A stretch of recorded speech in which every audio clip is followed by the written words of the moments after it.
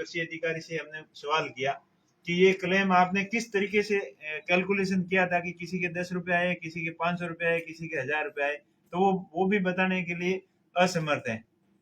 तो इस सभी मांगों को लेकर बड़ा आंदोलन किया जाएगा, पूरी जनता के अंदर आक्रोश है। इसके साथ साथ में स्थानीय लोगों को रोजगार नहीं मिल रहा है, बड़ी कंपनियां आ रही है, इधर बड़ी रिफाइनरी आ रही है, रिफाइनरी को पूरे बाड़मेर के लोगों की आश टिकी हुई थी कि यहाँ पे हमको रोजगार मिलेगा, लेकिन रोजगार के नाम मात्र गाड़ियां गुड़ियां लगाते हैं और कोई चौकीदार लगाते हैं स्थानीय लोगों को, तो उनको भी इतनी कम तनख्वाह देते हैं और उसके बाद में उनके ऊपर प्रताड़ित करते हैं कि आपने डीजल चोरी कर लिया, आपने लोहा चोरी कर लिया, लेकिन आप तनख्वाह ही इतनी कम दे रहे हो तो वो अपना गुजारा करने के लिए क्या करेंगे। और ज्यादातर लोगों को दरकिरार कर दिया जाता है कि स्थानीय के नाम पर उनको कंपनी में लगाया नहीं जाता। तो ये 3 मुद्दे हैं बड़े, इनको लेकर 19 तारीख को नेताजी बड़ी सभा करेंगे और इसमें ये सभा बलोत्रा में होगी। बलोत्रा में शहीद भगत सिंह मैदान के अंदर सभा होगी और सभा के बाद में ये तय किया जाएगा कि आगे की रणनीति क्या होगी। अच्छा,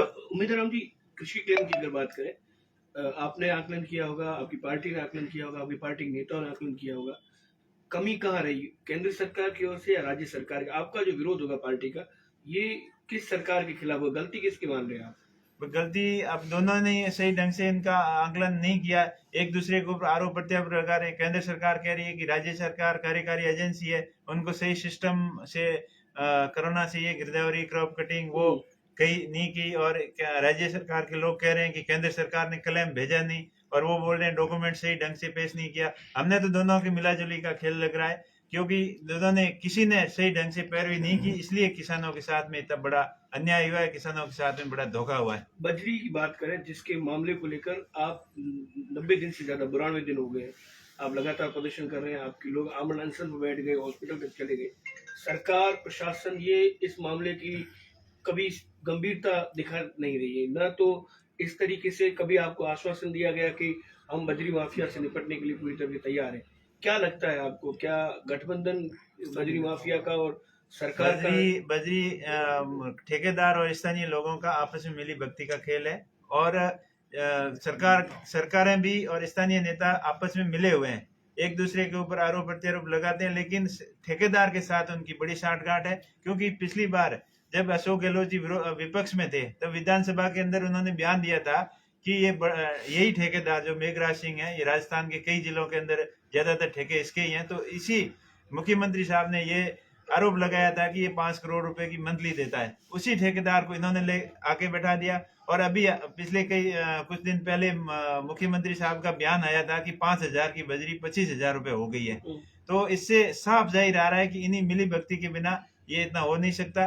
क्योंकि अब एग्रीगेट की बात करें तो वह क्रेशर प्लांट के अंदर उसको लाके पीसा जाता है, ब्लास्ट किया जाता है, पीसा जाता है, सफाई करने के बाद में भी वो 300 रुपए टन में, 250 रुपए टन में बड़ी इजीली मिल रहा है। लेकिन बजरी एक प्राकृतिक रूप से नदी के अंदर प्रचुर मात्रा में उपलब्ध है और इसके ऊपर कुछ लागत नहीं आती, खाली 15 रुपए लोडिंग के अलावा, और फिर भी ये 500 रुपए और 400 रुपए के हिसाब से लूट रहे हैं। और क्रेशर वाला कितनी मेहनत करता है, लीज के पैसे भी भरता है, रॉयल्टी की भी भरता है, क्रेशर का खर्चा भी लगता है, गाड़ियों का किराया भाड़ा लगा के, और फिर भी वो 300 रुपए में दे रहा है, जबकि उसके ऊपर 200-250 रुपए लागत आती है, 10-20 रुपए प्रति टन के हिसाब से कमा कर खुश है। लेकिन पता नहीं इस ठेकेदार का पेट कितना बड़ा है कि इतना लूटने के बाद में भी एक ठेकेदार का पेट नहीं भरा जा रहा है। इससे साफ जाहिर हो रहा है कि ये मिली भक्ति के बिना एक आदमी इतना हजम कर नहीं सकता। तो ये जो आपका जो आंदोलन होगा, जब आपके नेताजी यहाँ पर आएंगे, तो ये सरकार के विरोध के साथ एक नए आंदोलन की शुरुआत हो जाएगी, या जहाँ जो आपका धरना चल रहा है उसको सपोर्ट करने के लिए ही आ रहे हैं? ये धरने का कुछ डिसीजन निकलेगा, आएंगे तभी।